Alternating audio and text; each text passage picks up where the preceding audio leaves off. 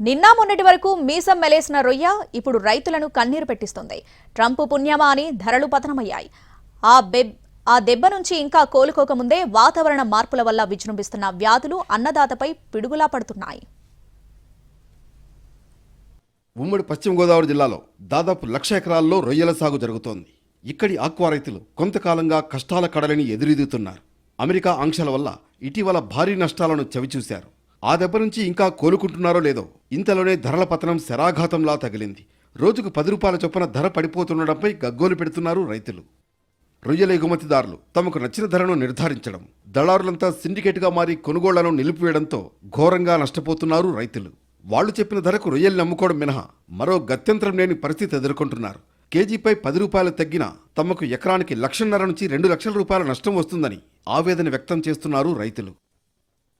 ఉమ్మడి పశ్చిమ గోదావరి జిల్లాలోని భీమవరం, ఆకివీడు, ఉండి, కాళ్ల, నర్సాపురం, పాలకొల్లు, ఆచంట ప్రాంతాల్లో రొయ్యల సాగు అధికంగా ఉంటుంది. యూరప్ దేశాల్లో మన రొయ్యలకు మంచి డిమాండ్ ఉంటుంది. ఏప్రిల్లో అమెరికా అధ్యక్షుడు సుంకాల పెంపు నిర్ణయం తర్వాత రొయ్యల రైతులు తీవ్ర ఒడిదుడుకులు ఎదుర్కొన్నారు. ప్రభుత్వ చొరవతో కొంతకాలం ధర స్థిరంగా కొనసాగింది. కానీ ఇప్పుడు ఎగుమతిదారులు ధరలు తగ్గిస్తూ ఉండడంతో రైతులకు నష్టాలు తప్పడం లేదు. రొయ్యలకు డిమాండ్ ఉన్నా ధరలు ఎందుకు తగ్గిస్తున్నారో అర్థం కావడం లేదని ఆవేదన వ్యక్తం చేస్తున్నారు ఆక్వా రైతులు.